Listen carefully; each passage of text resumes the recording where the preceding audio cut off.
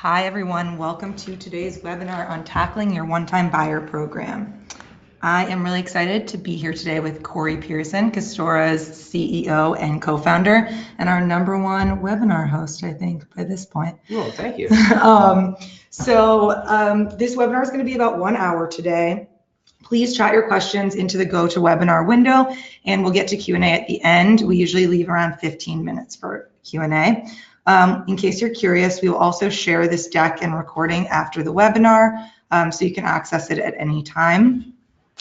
And I think that's all that we have in terms of housekeeping. So with that, I'm going to turn it over to Corey, who's going to walk you through today's agenda. All right. Thanks, Maddie. So as Maddie said, today we're going to jump into the age-old one-time buyer problem. We're going to talk some high-level stuff about what that problem is, why it's so important. Then we're going to get tactical. We've seen a lot of brands do phenomenal work in moving the needle on their one-time buyer conversion rate. So the goal today is to kind of get through the tip of the iceberg and not only talk about the strategy, but when the rubber hits the road, what do you have to do to put a plan like this in motion? And we're really psyched. So quick things first, a little bit of an intro about us, Castora. We've been around now for 8 or 9 years, working exclusively with retailers. We call ourselves a customer intelligence platform, and we are proud to work with some of the leading brands in the world, online-only brands, online, offline brands, and really what we strive to do is help organizations leverage customer intelligence across every team, knowing their customers, making better decisions, and across all marketing touch points to deliver better customer experiences, longer lasting customers, higher lifetime value. And if you think about the marketing technology universe, you kind of think of us as the middle of a sandwich where you have a whole bunch of disparate data sources on the bottom, all of which have a little bit of customer data.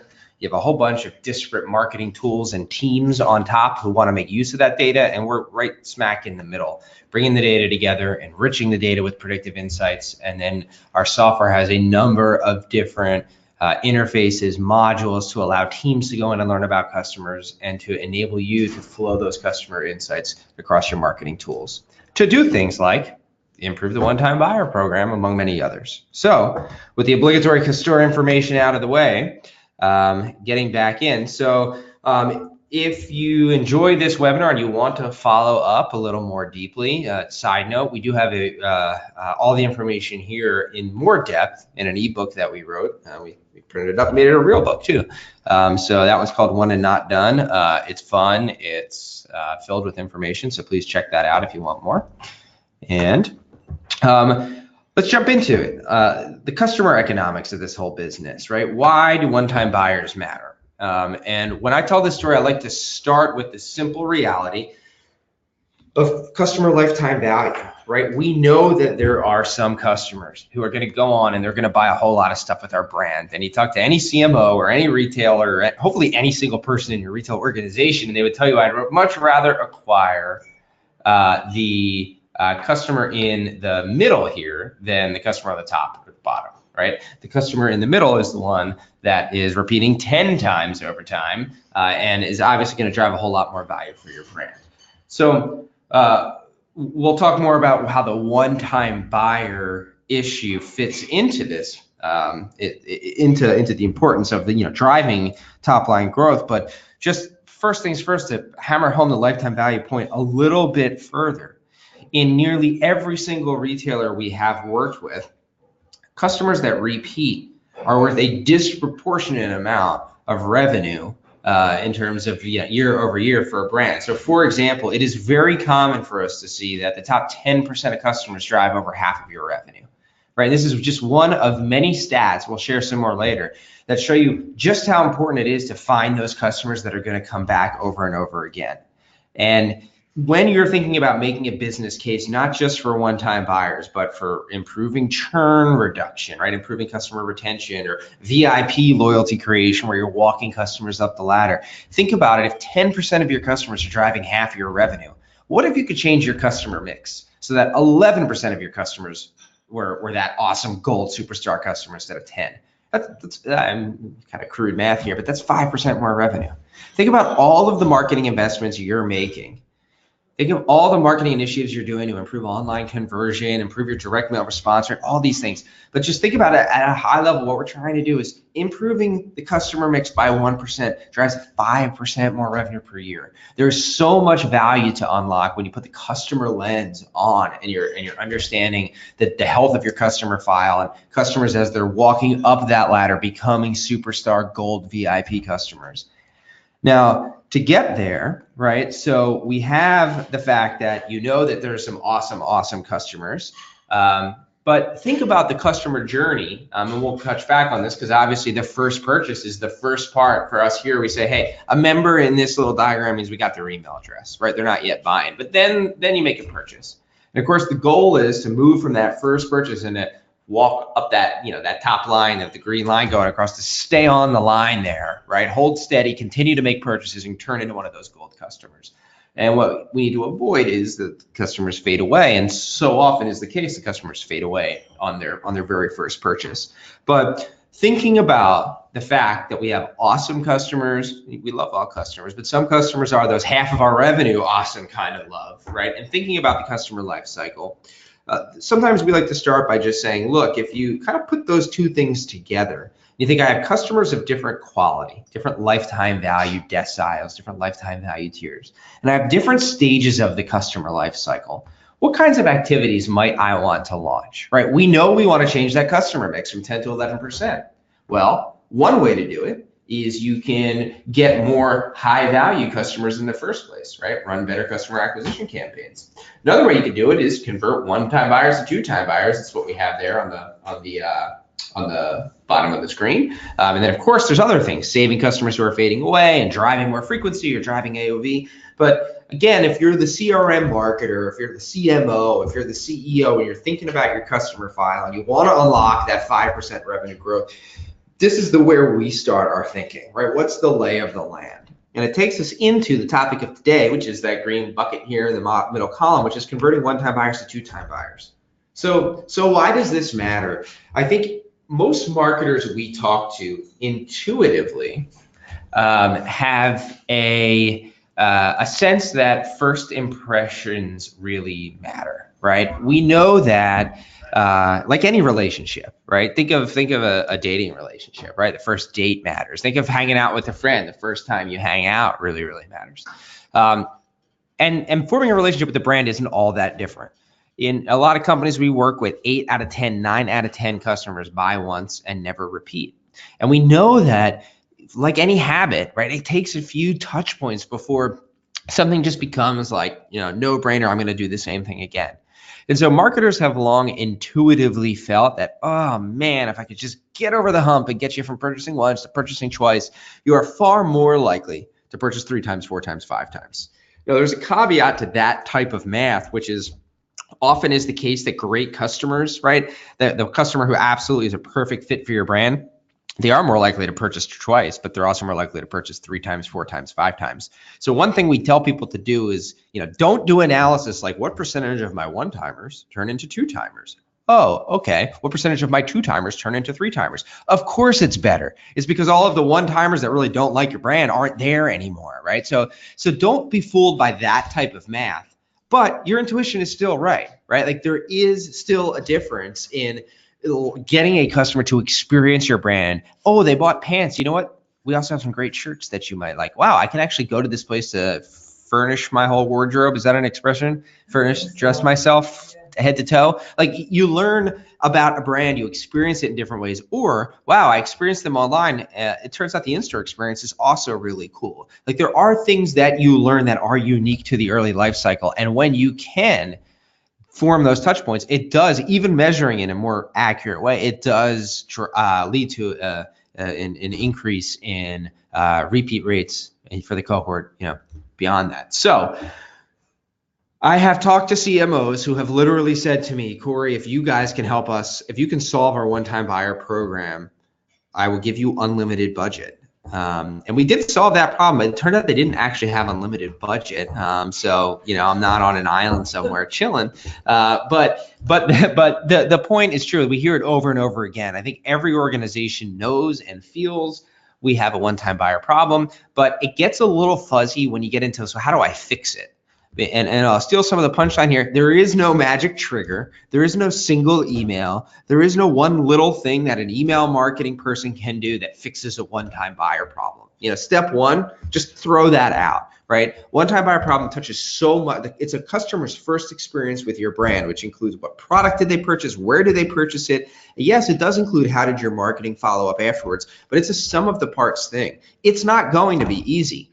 It turns out doing things that drive 5% revenue growth in your company aren't easy. There is no silver bullet. And that's a poisonous thing to say sometimes to marketers who are simply overwhelmed and who don't have time to do a lot. It's why there's an ecosystem of not just companies like Nastura, but a lot of tech providers that are trying to make the steps that are involved with those sorts of tasks easier so that you can spend your mind share thinking of how do we tweak these programs and spend less of your mind share on the logistics of actually running these programs. So with that, let's get into it a little bit. So first things first, a question. We like to be interactive here and to kind of set the stage of benchmarking today, right? You can see the poll on the screen here of how do you think about your one-time buyer program? A lot of groups we talk to, they're not really doing anything today. Some groups we talk to say, hey, we're talking about implementing. Some have like a welcome series and they think, we could probably do something a little better. And of course, we do talk to some brands that are like hardcore, dude, we're already in the run stage. We're sprinting. We've got a super personalized triage one-time buyer program that we're, constantly experimenting with. Actually, that's a lie. I don't think I've ever talked to anyone who's been there when we first talked to them because it's really hard. There's so much things in the way that get in the way. So we'll let this run. We got some responses flowing in. We'll let it go for a couple seconds. Cool. All right. So here are the results to that guy. We see about 15% say we're not even thinking about it. We're not doing anything. We don't do anything to address this thing today. 18%. We got 45% saying we're discussing a strategy. It's kind of music to my ears. Like half the population's actually coming around to customer-centric problems. You know what? Yeah. Hey, we optimize our Google search. Hey, we optimize our email click-through, last click revenue stuff. We got to start thinking about one-time buyers. About half of you are in that group. And then a third of you, 35%, are saying we have some programming built around this, like a welcome series, but not necessarily super sophisticated. And so 2/3 or 80% almost, 80% are either thinking about it or doing it. And maybe, the other chunk is like in the very, very early stages saying, maybe I know of this thing. If you're on this webinar, I guess you kind of know the thing, but not doing anything at all. So that's awesome. And nobody's in the run state yet. So awesome. All right. Well, hopefully we can provide some info, right? Keeping in mind that some of you are doing absolutely nothing and some of you are already up and running with a welcome series. Hopefully this will give you some good material to take back to your teams to take you to the next level wherever you are today.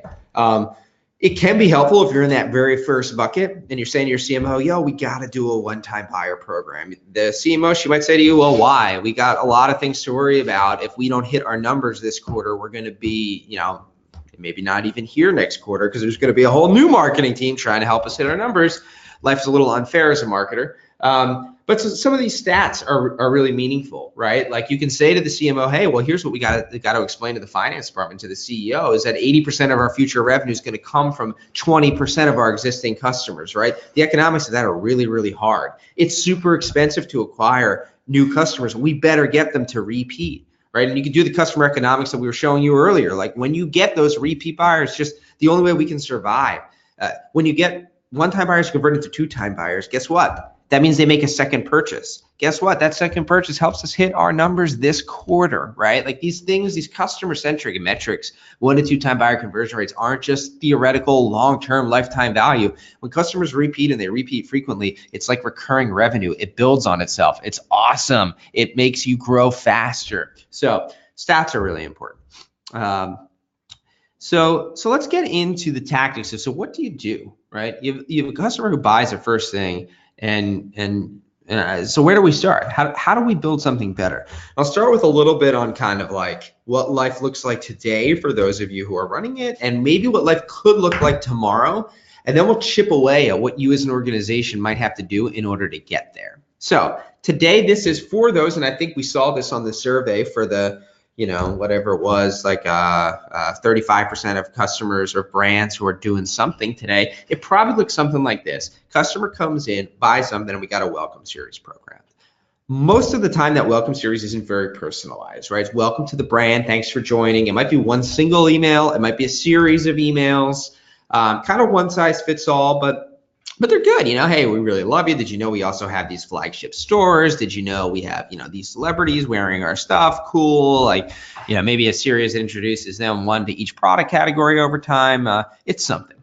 How do people track that one-time buyer program? Well, usually it's CRM, the email team. CRM, if the CRM even exists, CRM is one of those things that means different things in different companies. But in a lot of organizations, the CRM team thinks about things like the customer life cycle, and the CRM team might be sitting there pulling the list of, hey, here are the buyers, the first time they ever bought. Here's that segment of customers. Let's go after them. And the email team's launching it. And you track things like open rates and click-through rates and last click revenue of your welcome series program. That's cool, and you might tweak the dials in the email, but compare that and contrast that with something like this, right? So imagine customer makes first purchase, and instead of automatically shooting down that generic welcome series on the top, they have a completely different customer experience based on who they are, based on what they bought, based on what they browsed, based on the other emails that maybe they were looking at or clicking on before they made this first purchase, right? Based on all of the data we know, they get onto a track of a series that's personalized and catered to people who kind of resemble them. Repeat buyers who look like you, behaviorally speaking, the actions you've taken, who bought what you bought. When they did repeat, here are the kinds of categories, here are the kind of things that they liked, and they get a customized almost, right? Personalized track of discussion points. That would be meaningful. That would be cool. Furthermore, what if the organization rallied around that, right? What if on the bottom, what we got down here, right? What you got is, hey, a CMO is tracking a one-time buyer conversion rate, 11%. That's cool. Hey, what if we saw that conversion rate outside of the email marketing team? The people who are acquiring customers digitally, how do the one-time buyers convert across those different channels? How about on the product side, people who bought certain products? What was conversion like for them? And how about certain demographic groups? So the question I would ask for you guys is, like, if you have $1 to invest in a retailer, a public company retailer, which would you rather invest in, right? The company who's saying, look, I know I need loyal repeat buyers, and when I approach my one-time buyer program, the customer's going to get a customized experience, right, based on who they are and what they do, and I'm going to have the organization working together, understanding holistically all the different things that might be impacting that one-time buyer conversion rate, cracking on that problem. Or I'm going to have a situation in which I'm going to entrust the email marketer and the CRM marketer and track last click email revenue as the mechanism to approach this challenge, which I've articulated I have unlimited budget to solve, right? Like, of course, this is much more credible, and I'm way oversimplifying so many things here, but this is the direction that we encourage our customers to get to, right? And to do it, it requires buy-in from different parts of the org. If you want to get totally to the run state here, right, you're not going to start right here with multiple teams and like uber personalization everywhere, but you can get there, and it's easier than you think with the right technology and the right buy-in with senior management. So moving along. Okay, so how do you start? First things first, we're an analytics company, an intelligence company. You got to measure it. You are what you measure. And so how do we set goals on a one-time buyer? I just told you one-time buyer conversion rate. That is murky and oversimplified, right? I've got some one-time buyers who bought 10 years ago. I've got other one-time buyers who bought last week. Should I really be analyzing them the same way? No. I know I shouldn't be measuring this based on email clicks and stuff like that. So how do I even get a sense of what I'm trying to do here? That's where we're going to start. Then we're going to talk about the different how to get into segmentation and predictive analytics to actually segment customers into different tracks and personas, or whatever words you want to use, even after one purchase only. Then we're going to talk about how to build the program, how to link up with your email service provider, how to deploy, how to measure, how to iterate. It's going to be fun. Sweet. All right. So first things first is goals. How do we get from today till tomorrow? That's a nice little pretty thing. That's in the book. That's in the book. I guess that's where it came from. Cool. All right. So the current state, I get all these new customers. first time buyers, sweet. I've got a welcome series, it's doing something, maybe today, with the welcome series we got in place, I am pulling in maybe 1 out of 10 of those new buyers I get to convert into a repeat buyer, and that's awesome.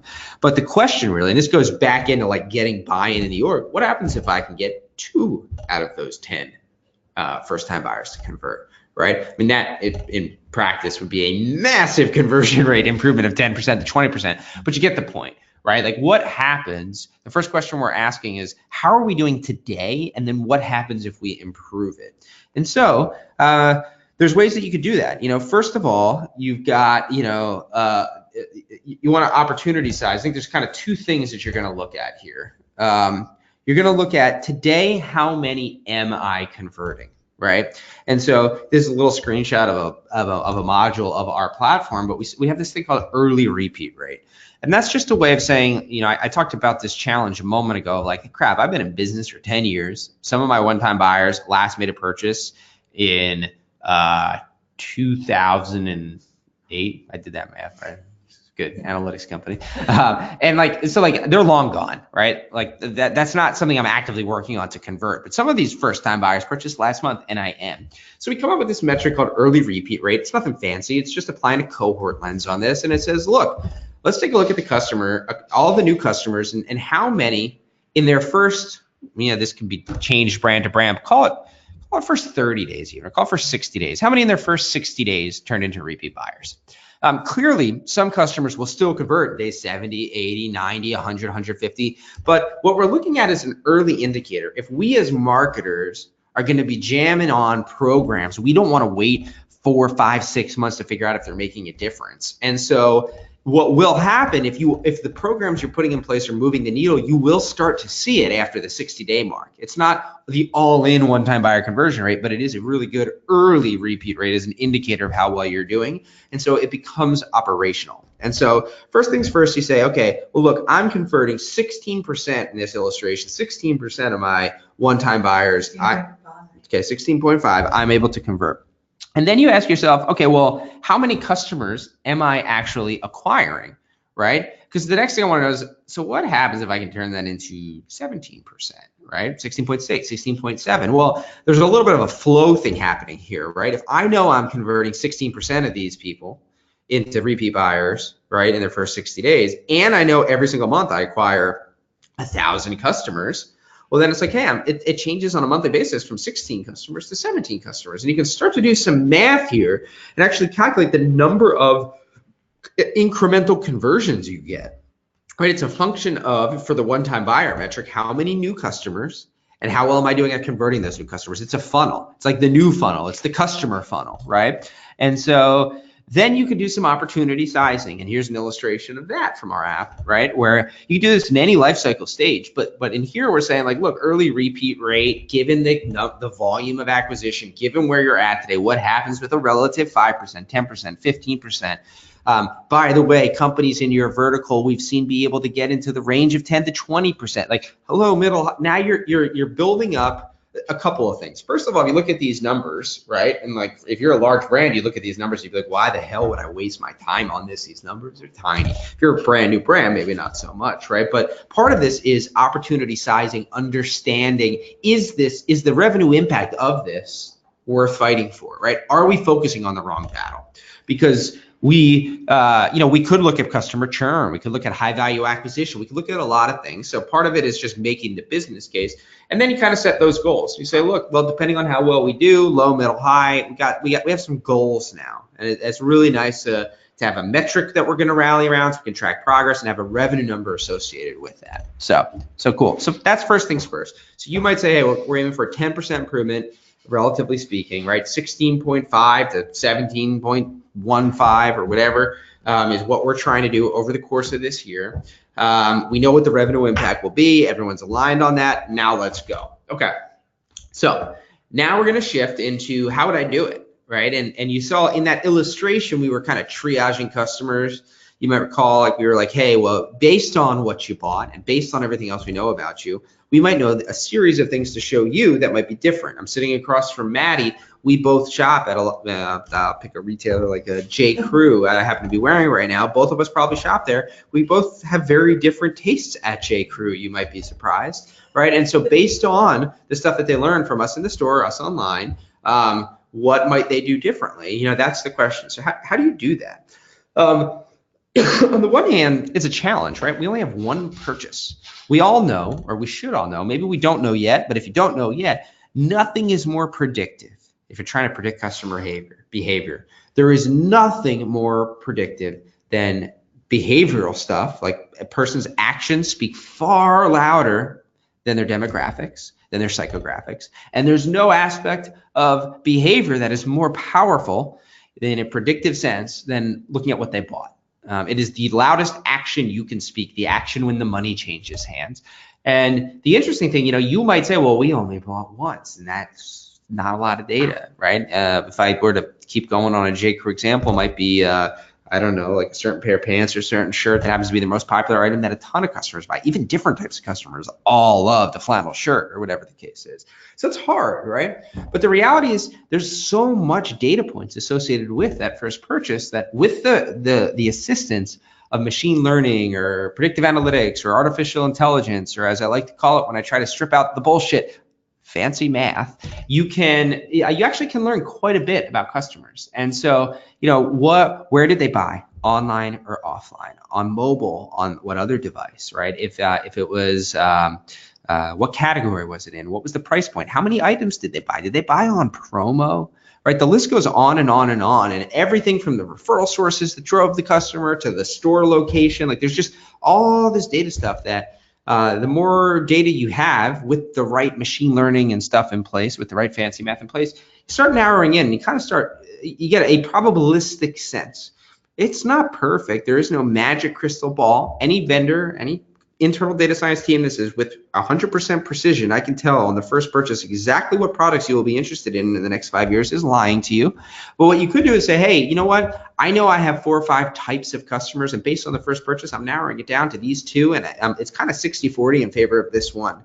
When you're talking about rolling out a program in mass and you want to triage your one-time buyers onto the right track of a welcome series, having a 60-40 in a group of 2 versus a random assignment of a group of 5 or a generic, it makes a huge difference. And so, you know, we could talk a long way about that, but you can think at a really high level, if you were to like use an analogy like Moneyball or something, right? The statistics, it's going to move the needle, right? It's not that you know precisely everything you can at one purchase. Your intuition is right. After a customer buys 5 things, you know even more about them.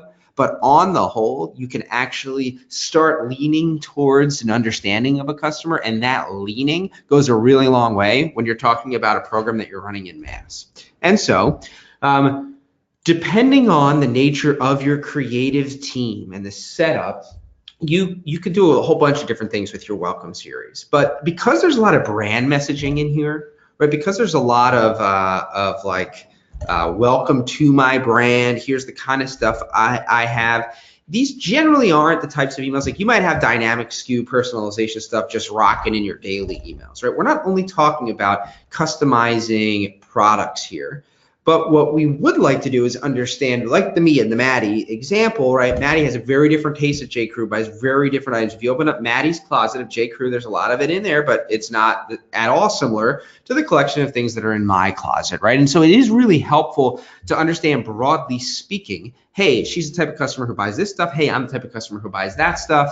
And that can inform how you might introduce to the brand, right? Not to mention, she happens to be a huge in-store shopper. I hate going to this, like there's all kinds of things that you with knowledge of the types of customers, we sometimes use the word persona. That can be confusing because sometimes personas are very heavy words in an org filled with psychographic things. So shopper types can be a better answer, but you group these shopper types and they have order tendencies that can really inform what you would do. So what we like to promote to brands, what we like to suggest is, look, let's find out who your main shopper types are.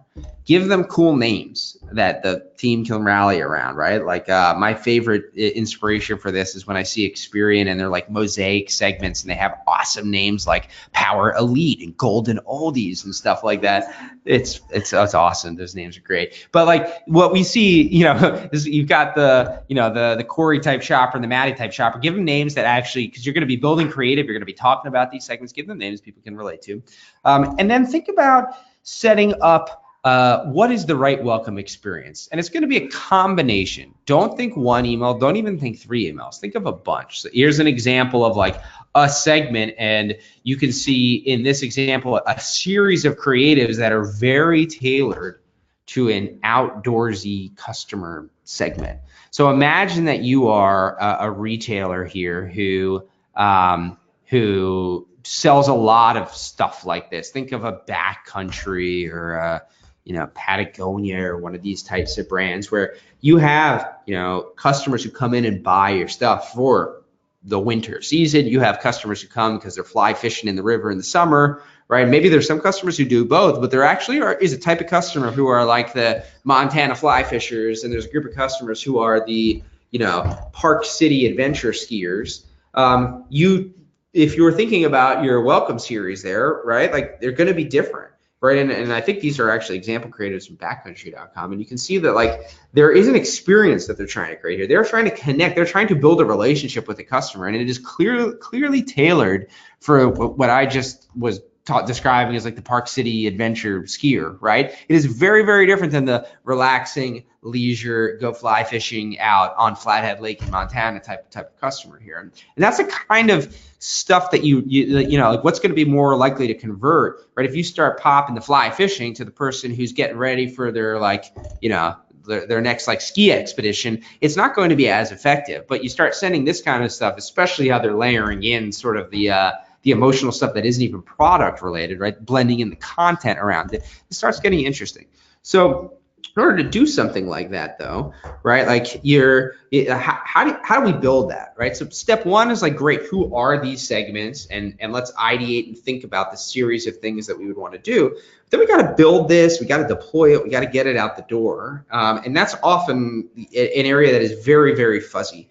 For all of the talk in our industry about lifetime value and one-time buyer conversion, for some reason, there tends to be this dearth when it comes to like, okay, rubber hit the road. Hey, I have an email marketing software. That email marketing software has no idea who my one-time buyers are, has no idea of these predictive analytics segmentation things, isn't really equipped to like send these series in all these different ways. So sounds really good in theory, man, but sorry, we can't do it. So I'm just going to go back to my, welcome series. That's one size fits all on some sort of rule-based thing. So we go into this in much more detail in the book, but the way we like to start is, great, so we just showed you an example of that like more outdoorsy, feisty series of communication. The programs that have been most successful with us, we kind of start, and you might define a few tracks. It might be 2, it might be 3. We recommend like stepping into this thing, but you're going to set those series. And the reality is to acknowledge your email calendar. There's going to be emails that come out that have to go to everybody.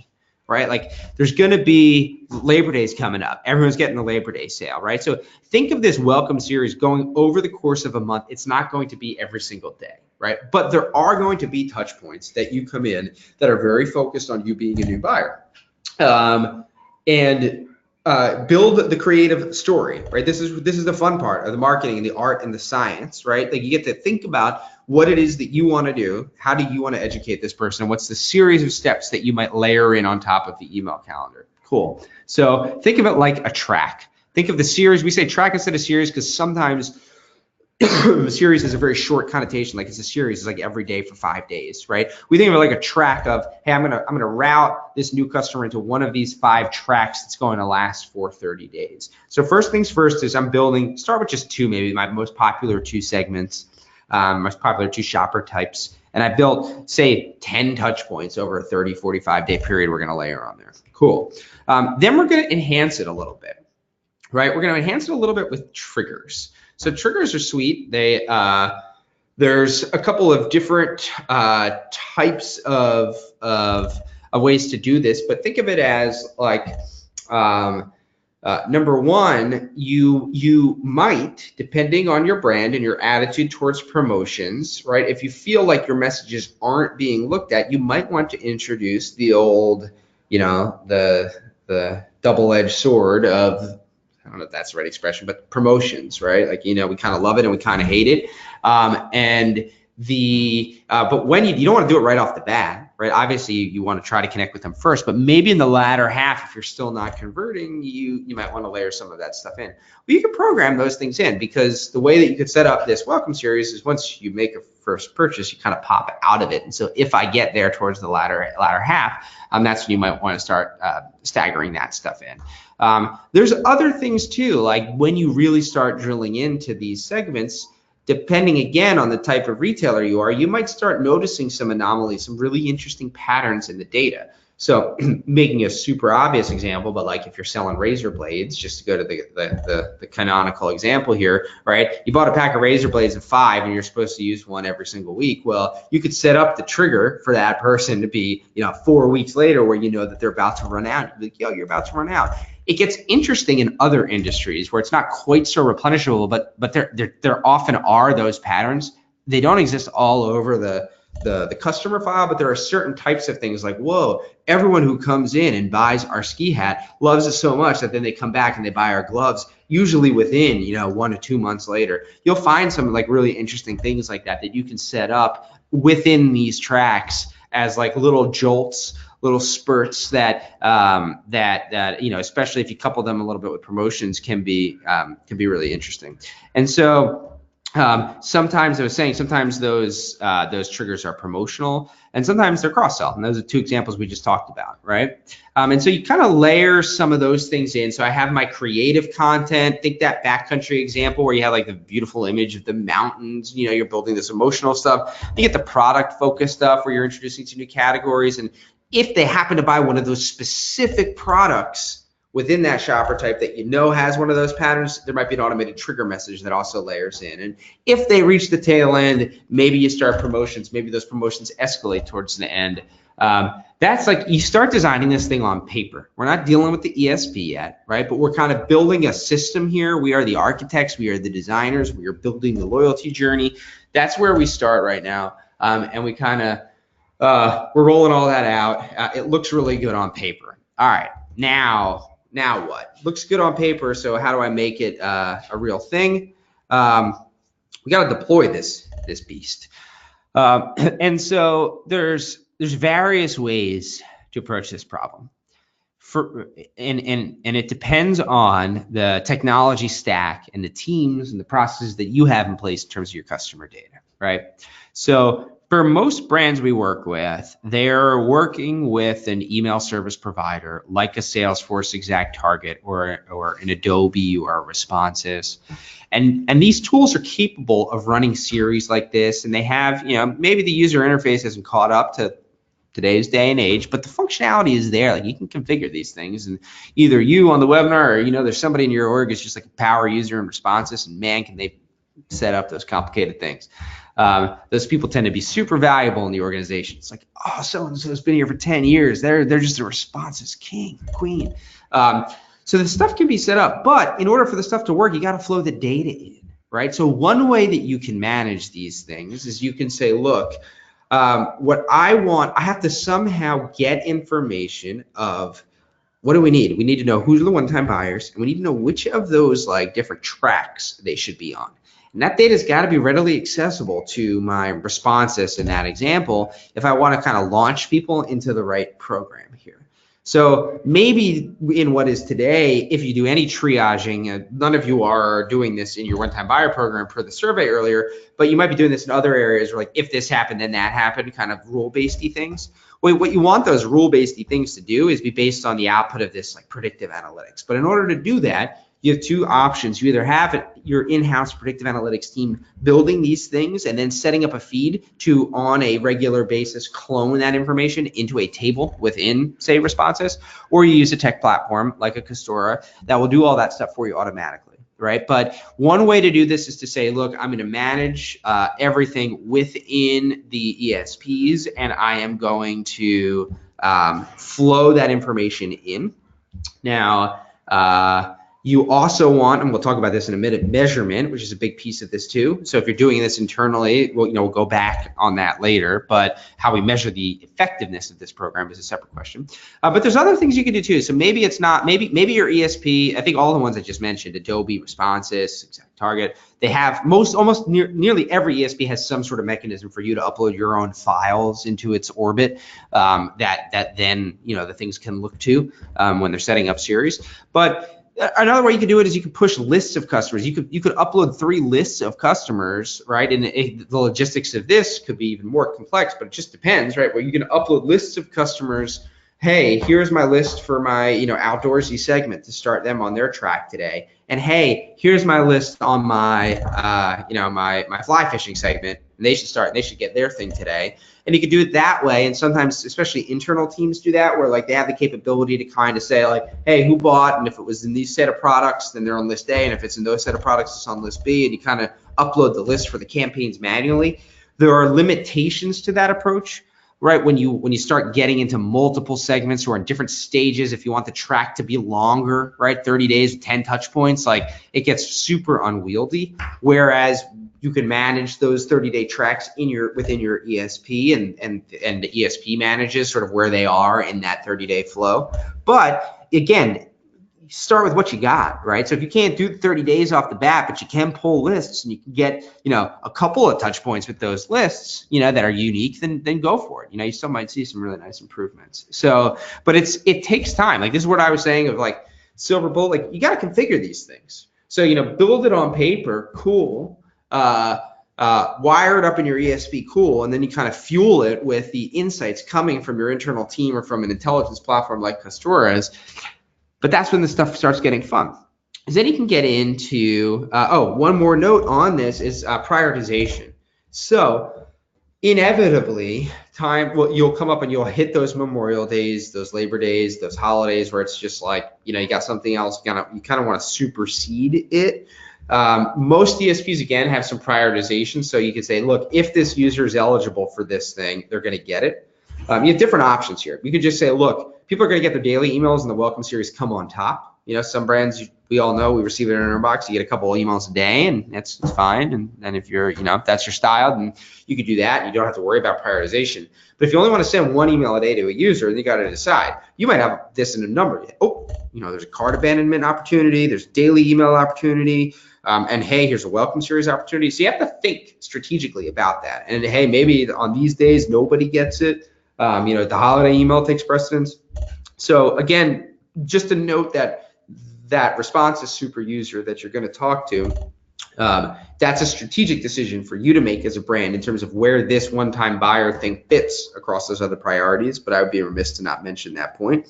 Or just the details that maybe the CMO is not thinking about when she's saying unlimited budget for the one-time buyer program. Like when you really get into the weeds, these are the kind of things that crop up. Now, measurement is another one. We talked at the top of the webinar. We said, look, we don't want to be just sitting here measuring last click revenue and click rates, right? We want to be measuring improvements on early repeat rate.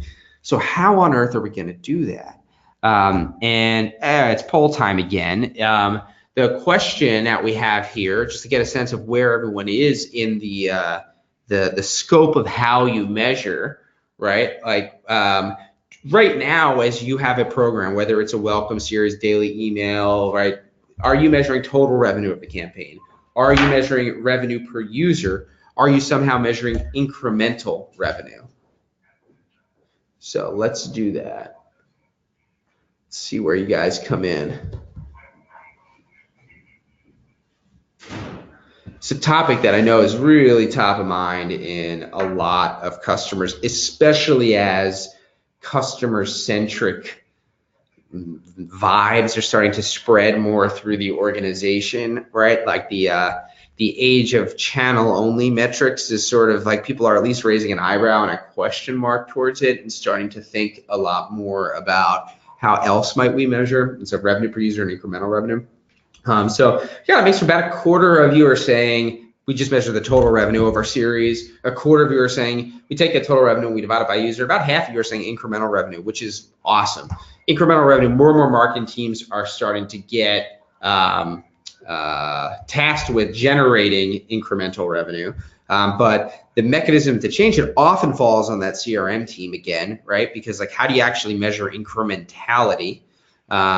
Easier said than done. Some tools, some providers you work with might be better than others at that, some marketing tools, but cool. So with that in mind, the way that you want to measure your one-time buyer series or one-time buyer track, your one-time buyer program is with control groups, is with holdouts, right? So what is a holdout group? And again, I know some of you are new and some of you, this is like, obvious. So I'll try to balance that is, okay, I've got a group of these one-time buyers. Right now, imagine I'm the organization where I have a generic welcome series out there that everyone's getting. And now I'm suggesting to the CEO, I'm going to put my butt on the line. I'm going to be like, we should hit up the fly fishermen differently, And so we've built this sweet track. We've wired up responses for it, right? And right now the status quo is the generic. And I'm saying, no, I've got a fly fisherman tailored welcome series.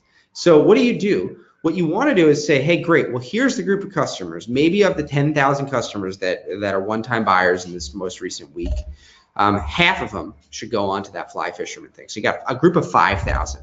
Well, rather than just popping all 5,000 into the group, we're going to do the following. We're going to randomly hold out a subset, maybe 2,000 of them, right? Picture not drunk to scale. 2,000 of those customers are actually going to receive the status quo randomly.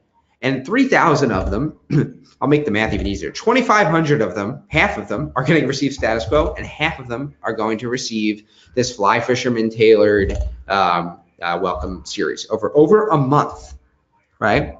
And then what I want to do is I want to track the behavior of those two groups over a month, right? So this is a big difference in the way that most email providers measure. I mean, first of all, most of them, you might have some A/B testing this subject line versus that subject line, whether it gets a higher click-through rate. This is kind of different, right? This is saying hold out group for a long period of time and measure the behavior not only in how much they purchase online, but also how much they purchase offline, right? Because we have these users tracked.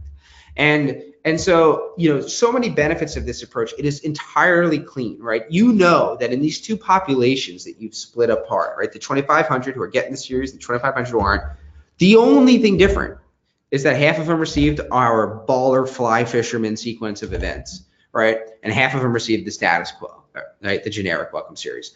They all were exposed to the same TV ads and the same commercials and the same everything else. The only thing different, so it's clean. And by looking at the two groups, it's truly incremental. We're saying this is the incremental impact in revenue per user. How about this one? Profit margin per user. You'll blow your CFO's mind. Profit margin per user of the two groups. And what is really cool about doing that over a prolonged period of time, right? A full 30 days is sometimes what will happen when you get promotional and you start doing these things, you're like, oh, I got an immediate boost to revenue. But what you actually did was kind of borrowed money from the future, right? Those people maybe bought today, but then fewer of them buy the next day and the next day, right? So we want to look at these two cohorts. We want to say over the duration of the whole welcome series, right? Let's not be influenced by just what people do early, what people do late, but just over the whole series, is this thing actually making a difference, right? That's how you test it. You can go more micro. You can look at the immediate response rates of, fly fisherman email number 1 had a beautiful sunset on the lake, and number 2 got really close up with the action shot or whatever. You can look at which ones actually drive those immediate sparks. You can use those to optimize and test as you go. But at a really high level, to roll that up to the CMO, right, to the VP, you want to have that macro. This is what the welcome series in its more customized form is doing. Now, furthermore, you want to be sharing these insights. We said in that top slide, hey, why are we putting the entire burden of one-time buyer conversion on the email marketing team? That's kind of BS, right? Like, if you're the email marketer, you're like, yeah, I'll do my part, but how is this all on me? And so I cannot overemphasize the importance of knowing your customer across the org, of getting other disciplines involved in this problem. And this, again, depending on some brands we work with, they are like pretty far along in their customer-centric transformation. I Can't believe I said that. That is the most multi-syllable business school-y phrase I've said today. But some of them have already started to align themselves and get the teams working and thinking about customer metrics. And so for some of them, Gordon, how would you set up a test like this if you're not on the email team, say in display advertising or direct mail? so you can do a lot of really interesting things with these control groups, right? So I brought up the example of, at a high level, half of these users are going to get the series and half of them aren't. Multi-channel marketing is like an even more graduated state than just the email thing, right? But anything you're going to do in email, you can set up a similar series of creatives for Facebook, similar for display. In all of those platforms now, you can target users based on email address. So if you have an email address, you can target on multiple channels. Then you get even fancier, right? Because you could say, hey, is it worth, I've got my, imagine this fly fisherman example. Hey, month one, we got that baby up and running and it was working. And we said, look, we're making $1 million more a month. This is awesome. Then we say, is it worth us? Why don't we also, in addition to emailing this fly fisherman group, why don't we hit them up on Facebook too with a Facebook kind of series that matches? And it's much easier actually to build the Facebook creatives. So then you get the mechanism going there. But then the way you set up that test is you say, hey, look, maybe now, next month, we got 5,000 new fly fisherman types. Let's split the group into 3. 1/3 of it gets the status quo. Maybe we're done with that. Screw it. We're going to split it into 2. We've already proven this thing works. We're going to split it into 2. Half of them are only getting the email and half of them are getting the email and the Facebook. What that enables me to do is I don't have to look at Facebook's crock results of look through, view through, 7-day, blah, blah, blah revenue, where that every single one of these vendors is kind of overtaking some credit. You can actually say, look, incrementally, I put this campaign in front of some users getting the Facebook campaign, and here's how much more money that group spent over 30 days. You know what? That's hard. It's clean. It's pure. It's statistically valid. You know what else is true? You absolutely know, hard, clean, exactly how much money you spent on those impressions. So you can compare that and you can say, is this incremental investment in Facebook, in display, search even, you can do this, like all these platforms, how it's a whole other webinar topic, right? But you can extend the control group, and that's usually how things move from like crawl to walk to run. You add more segments, you add more layers, they can be more email touch points, they can be more channels, but through all of it, you want to do a lot of this testing. What else were we just talking about before you asked that question? I don't remember. I think you were pretty much done with measurement. Yeah. I just had to get that in. Yeah. So and we're also running a little bit low on our on time, and so we want to get some time for some of the other questions. But the other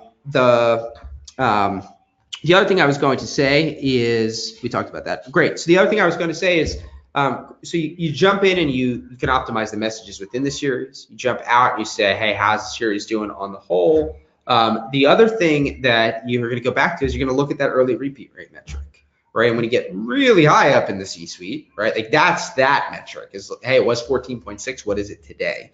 That's the thing that immediately translates into more repeat buyers, the very top of your customer funnel, getting a better return on all the money you're spending on customer acquisition. All of those things come to life and roll up to that pretty metric. And so, different people in the org tend to optimize on those different levels, but they all messed up. Oh, the point I was making, I'll close that out, is you've got to flow. Some orgs are already sipping the customer-centric Kool-Aid and they're ready to digest those reports, and some aren't. If you're in an org that like everyone's just super obsessed solely with last click revenue, don't think you got to boil the ocean in the first step, right? But you do want to start getting your customer acquisition team aware of which channels are attracting repeat buyers and which ones aren't. You do want your product teams, your merch teams to understand that stuff. You do want to know if there are certain stores that are just terrible at converting repeat buyers.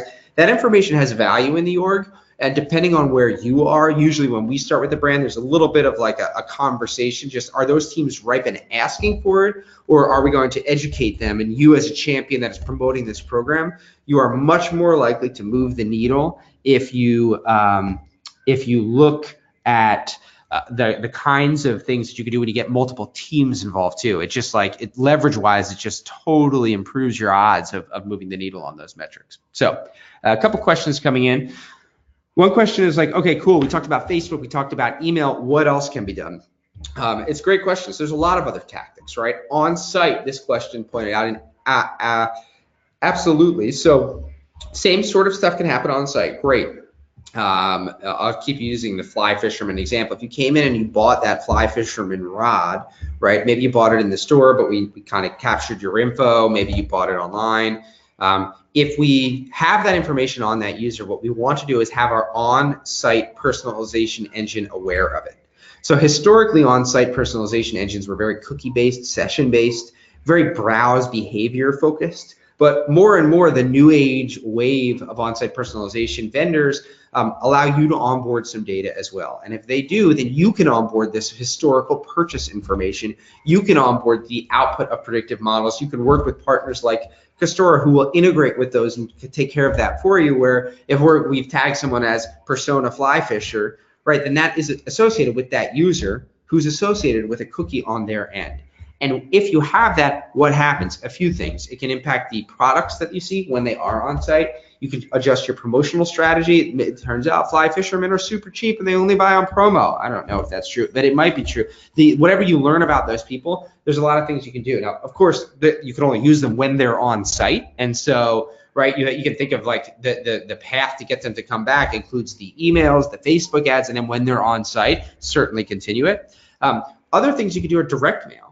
So particularly, hey, it might be the case, it often is for a brand, that there are certain products that if a customer buys that product first, they are much more likely to turn into one of those gold customers, right? And who knows why? It just happens to be a product that a real niche, awesome segment just adores and nobody else does, right? These kinds of things happen. So maybe for them, it's actually worth the investment to send them a postcard, right? And partner up with one of these programmatic direct mail folks. We've had brands that have actually picked up the phone to customers that were likely to be high value customers, and they tested this with control groups because it's expensive to have a call center, like outbound phone call people. But to test, like, does that move the needle enough, following up on that first purchase? So don't be limited from email, from Facebook. Like, know that it's really every digital channel. You can upload a list to Google search and you'll dynamically bid more. Facebook targeting, email targeting, display is now a thing. Those things work, but also phone calls, direct mails, on-site, clienteling. A number of our brands now use clienteling. And there's two things there. Number one is give to the team, hey, here are some customers that made a first purchase that haven't come back, and here are the products that they might be interested in. And when they're kind of sitting there on downtime, they pick up the phone and they call those people. Secondly, when they're in store, depending on where you are, if you have obviously this is only applicable to in-store people, but you bring up you flow this information into the tablets that your in-store reps are walking around on, or the register, or whatever your interface is to get into clienteling, and you can pull up the information there too. So there's any customer touch point. In theory, the aspiration is to get the type of intelligence that might help you encourage that next purchase there. And then it's up to you to kind of experiment with how much to invest in each of those things, as long as you are truly experimenting and measuring. So I think we just ran out of time. I just heard our little beep go off. But please, if you have follow-ups, don't hesitate to follow up. Probably stating the obvious, but if you're thinking about tackling this and some of these things seem daunting, the data aggregation, the data cleansing, the predictive modeling, the plugging it into tools, the A/B testing, the insights about which customers buy on promos and which ones don't, if that sounds like a lot, we would love to help. We work with companies that have super sophisticated data science teams, and we work with customers who have data science teams of 0. Our goal is to complement, to understand, and to just help you accelerate. So please don't hesitate to reach out and ask. That's all we have today. So on that note too, webinars in general, we love doing them, but we learn how to do them better when you give feedback. So please don't hesitate to fill out that form, or just shoot Maddie a note and let us know how we can make these things more practical, more useful, more informative. And that's all we have. Thanks.